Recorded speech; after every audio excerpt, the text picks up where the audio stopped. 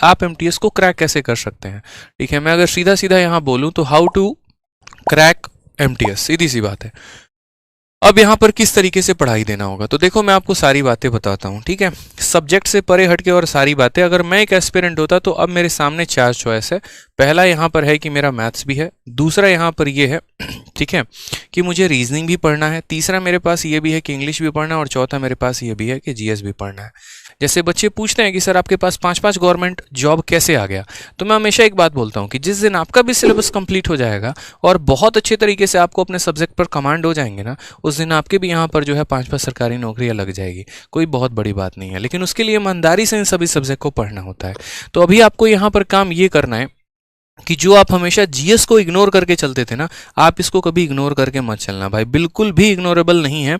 SSC बार बार आपको अपने जो है नोटिफिकेशन, नोटिस और अलग अलग जो है कोरिजेंडम से बार बार बताने की कोशिश कर रही है कि भाई इसको आप तवज्जो दो, इसको आप वैल्यू दो, इसको आप पढ़ो, नहीं तो आपकी लंका लगने वाली है। अब यहाँ पर खेल वही बच्चा करके जाएगा जिसका यहाँ पर जीएस बहुत अच्छा है, या जिसने करंट अफेयर्स अपने आप को अपडेट किया है, स्टैटिक्स से अपने आप को अपडेट किया है, जिसने सारे सब्जेक्ट पढ़े हैं। क्योंकि इसकी वैल्यू पहले भी बहुत ज़्यादा नहीं थी, क्योंकि हर बच्चा लगभग बराबर स्कोर कर पाता था यहाँ पे।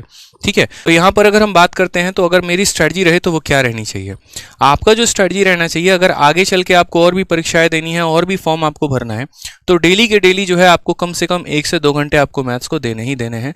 रीजनिंग की भी बात करूं मैं आपको तो 1 आवर डेली प्रैक्टिस करना ही करना है। इंग्लिश के लिए अगर मैं बात करूं तो आप 2 घंटे दे सकते हैं। 1 घंटे आप अपने वोकैबुलरी को दीजिए जो हमेशा हम कहते हैं, और 1 घंटे आप अपने ग्रामर को दीजिए। साथ में जीएस की भी अगर हम बात करते हैं तो जीएस में अब आपको कम से कम 2 से 3 घंटे देने की जरूरत है, और इन 3 घंटों को आपस में बांट लीजिएगा।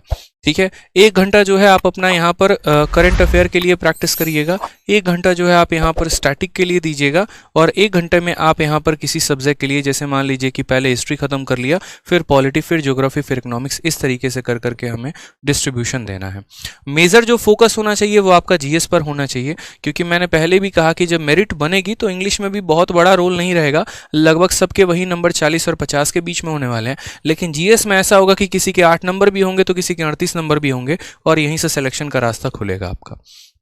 तो इस पार्ट पर जितना फोकस कर सकते हैं, इस पार्ट पर आप उतना ज़्यादा फोकस करिए।